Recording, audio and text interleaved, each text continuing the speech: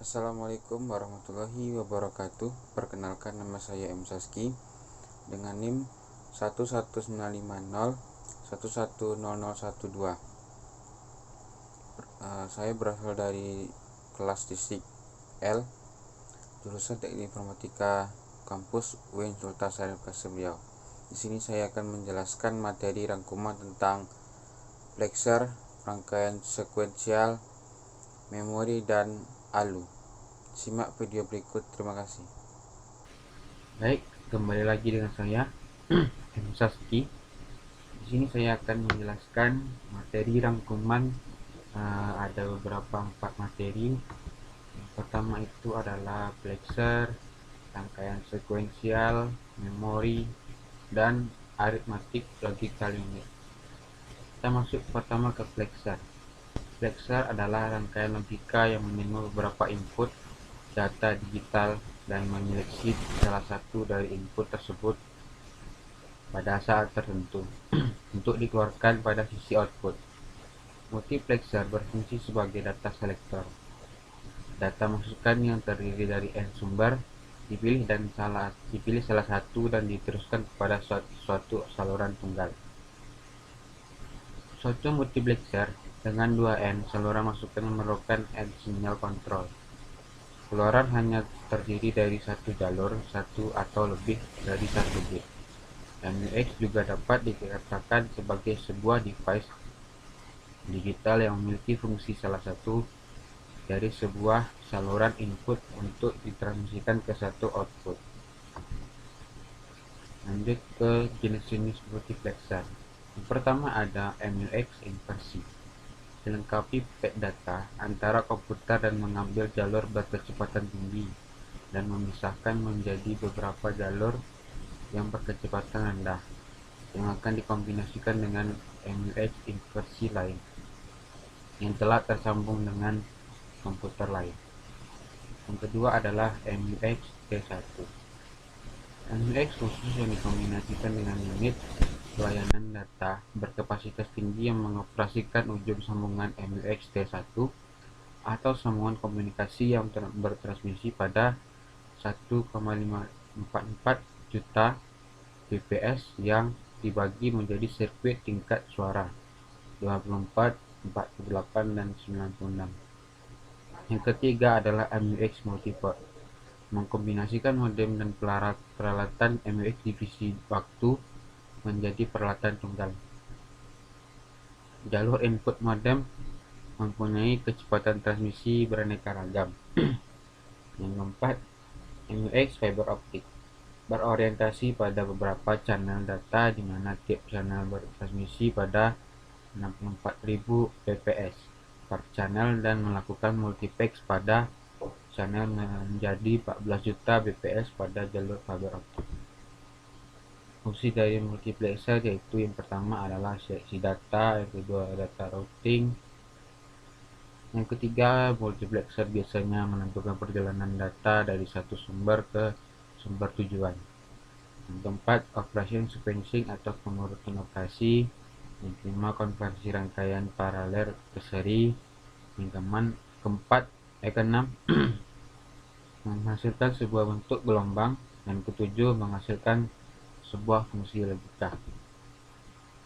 Contoh dari multiplexer itu sendiri adalah pada IC 74RS151, merupakan data selector atau multiplexer yang memilih satu dari 8 saluran input dengan hanya menggunakan 3 sinyal kontrol.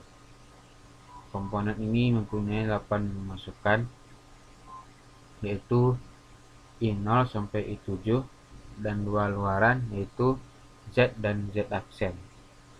Berikut contoh gambar dari IC 74LS151. Pemilihan data akan dilakukan oleh kaki A, B, dan C. Untuk mengaktifkan fungsinya sebagai sebuah multiplexer, komponen ini harus mempunyai satu masukan enable, yaitu masukan berbentuk aktif low. Sedangkan kaki 8 dihubungkan ke GND dan kaki 16 dihubungkan ke VCC plus 5 volt. Yang kedua, demultiplexer, itu sebuah rangkaian logika yang menerima satu input data dan mendistribusikan input tersebut ke beberapa output yang tersedia, dan juga merupakan kebalikan dari multiplexer. Seleksi data-data input dilakukan oleh selektor line, dan juga merupakan input dari demultiplexer. Demultiplexer merupakan rangkaian logika yang berfungsi menyalurkan data yang ada pada inputnya ke salah satu dari beberapa output dengan bantuan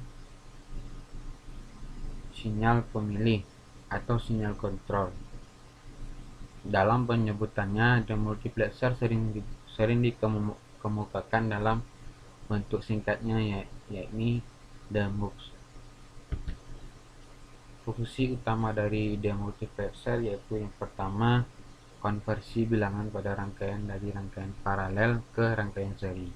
Yang kedua, menghasilkan sebuah bentuk gelombang yang ada. Yang ketiga, data routing. Yang keempat, pengurutan dari sebuah operasi. Yang kelima, multiplexer selalu bisa memilih salah satu alur data dari satu asal sebuah data, yang diantaranya beberapa asal ke sebuah tujuan data yang telah ada. Yang keenam, menghasilkan sebuah fungsi dari logika tersebut. Sebagai contoh, dalam aplikasi digital terdapat IC khusus yang berfungsi sebagai demultiplexer, seperti IC 74LS138 yang merupakan demultiplexer di 8 jalur. Demultiplexer ini berfungsi untuk memilih salah satu dari 8 jalur dengan memberikan data BCD 3 bit pada jalur masukan A0 sampai A2.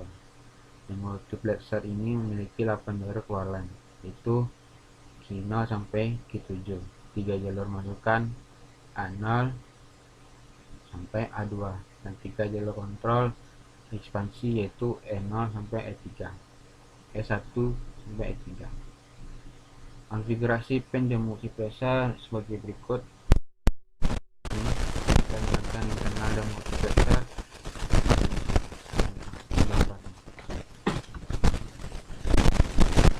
ke materi rangkaian sekuensial.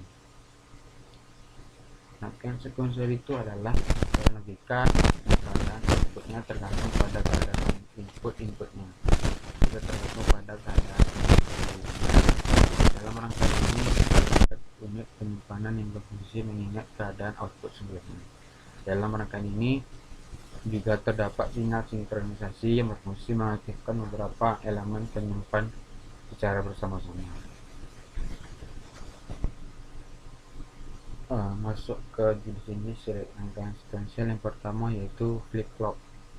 Flip-flop ini sendiri adalah suatu rangkaian elektronika yang memiliki dua kondisi stabil dan dapat digunakan untuk menyimpan informasi. Flip-flop merupakan pengaplikasikan gerbang logika yang bersifat multivibrator bistabil. Dikatakan multivibrator bistabil karena kedua tingkat tegangan keluaran pada multivibrator tersebut adalah stabil dan hanya akan mengubah situasi tingkat tegangan keluarannya yang sangat saat dipicu. Flip-flop mempunyai dua output yang salah satunya outputnya merupakan komplement output yang lain. Flip-flop elektronik yang pertama kali ditemukan oleh dua orang ahli fisika Inggris, William Eccles dan F.W. Jordan pada tahun 1918 ini merupakan dasar dari penyimpan data memori pada komputer maupun smartphone. Flip-flop juga dapat digunakan sebagai penghitung detak dan sebagai pensinkronisasian input sinyal waktu variabel untuk beberapa sinyal waktu referensi. Jenis-jenis flip-flop yaitu yang pertama, flip-flop set reset, yang merupakan memori yang melakukan penyimpanan data dengan cara memberi sinyal pada input set dan reset yang dimilikinya. Nah, ini contoh rangkaian dari flip-flop set reset. Yang kedua, flip-flop SR change. Flip-flop SR canggih adalah flip-flop yang konfigurasinya lebih rumit dibandingkan dengan flip-flop SR, di mana pada flip-flop SR canggih dilengkapi dengan tambahan fungsi yaitu input clock.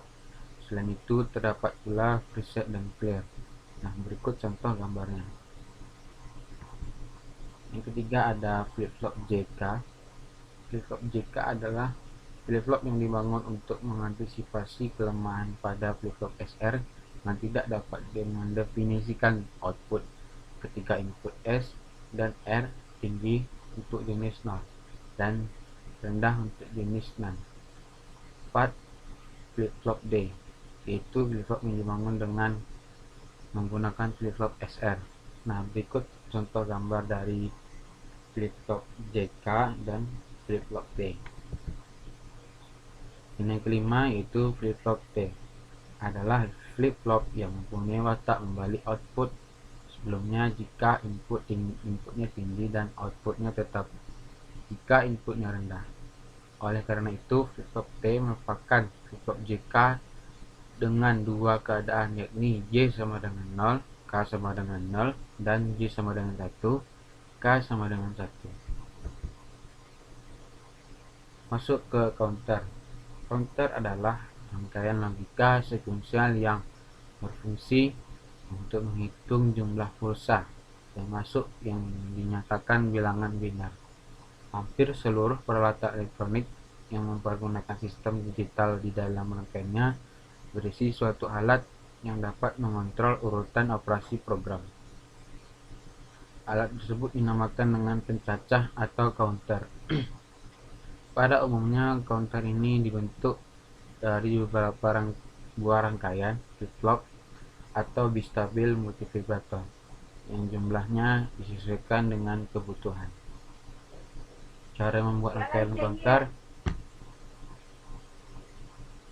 itu suatu perangkat digital yang berfungsi untuk menghitung banyaknya input yang masuk. Counter dapat dibuat dengan menggunakan D flip-flop atau Dk flip-flop. Jenis-jenis counter itu sendiri, yang pertama ripple counter adalah suatu pencacah asinkron yang disusun dari beberapa flip-flop dalam hubungan kaskade seri.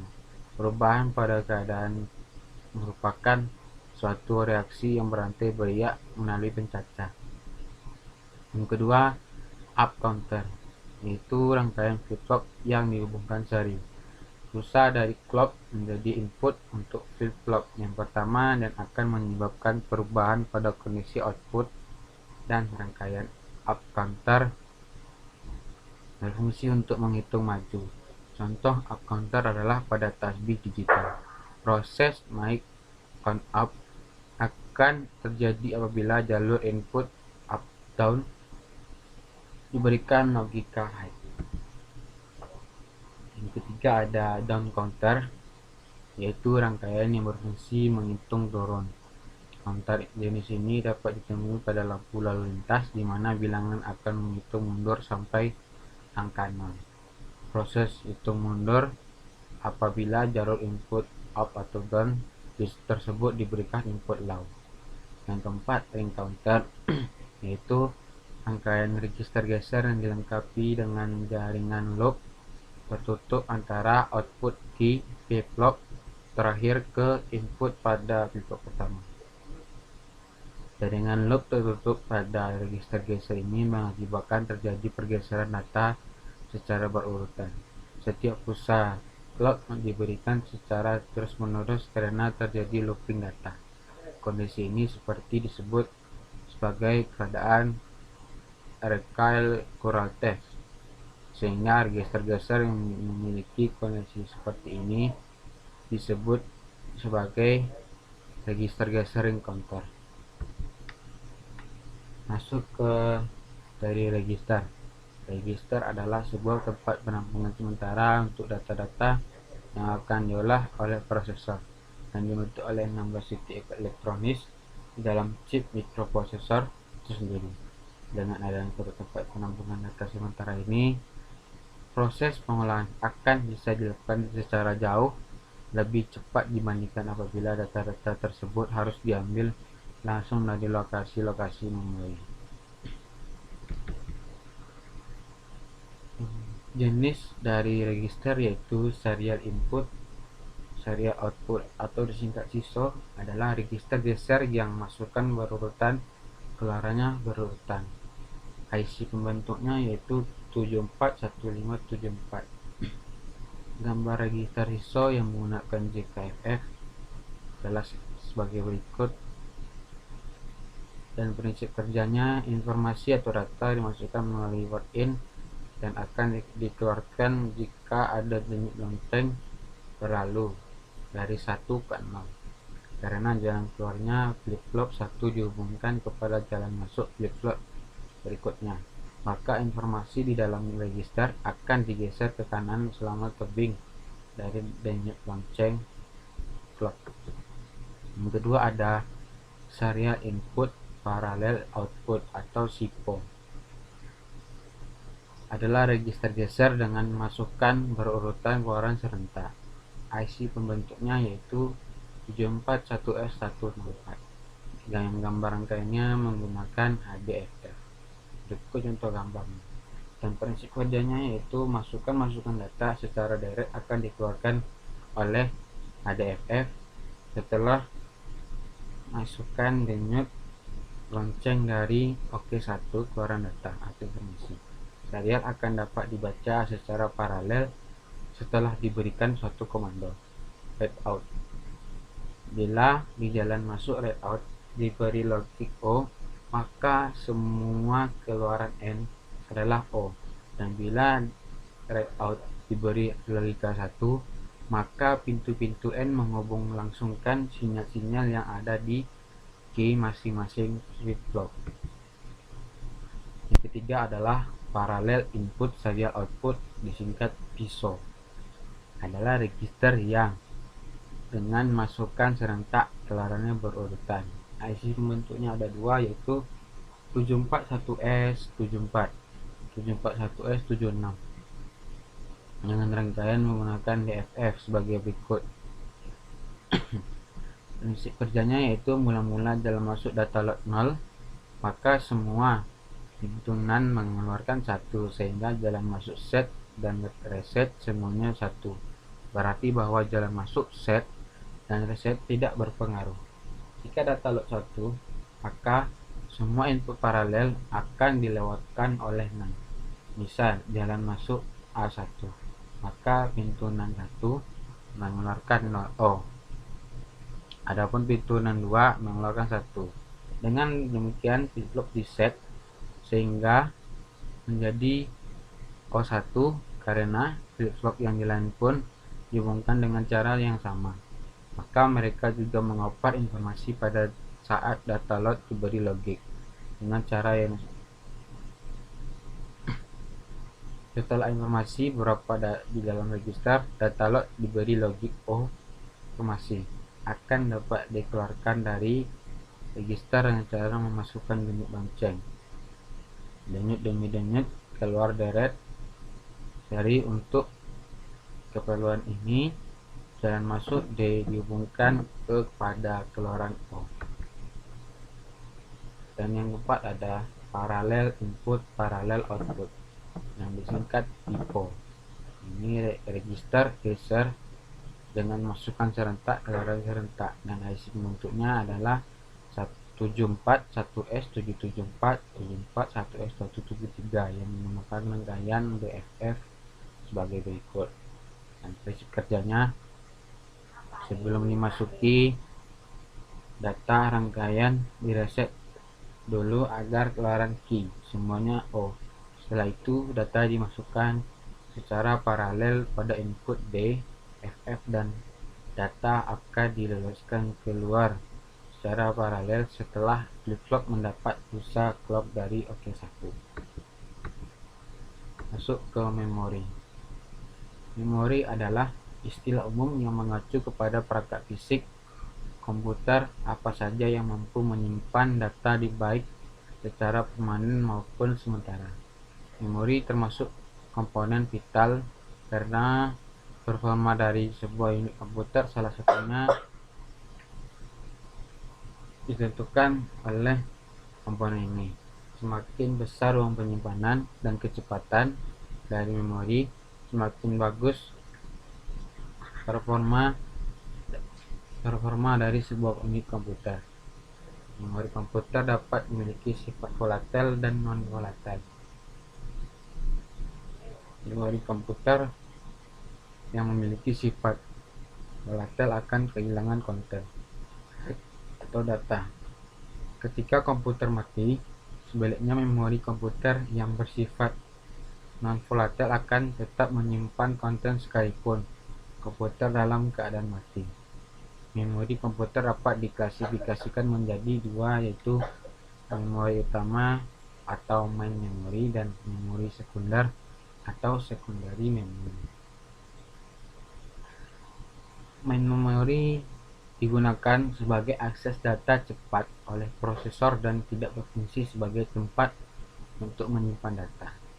Memori utama dapat diklasifikasikan menjadi dua, yaitu ROM Read Only Memory dan RAM Random Access Memory, atau juga dikenal dengan Read and Write Memory atau RWM. Yang pertama kita masuk ke ROM. Adalah jenis memori yang kontennya tidak hilang ketika komputer mati. Pada awalnya memori ini hanya bisa dibaca saja, tidak bisa dihapus, dan kontennya sudah diisi pabrik pembuatnya. Saat komputer dinyalakan, sebagian konten atau instruksi di ROM akan dipindahkan ke RAM. Instruksi-instruksi yang ada di ROM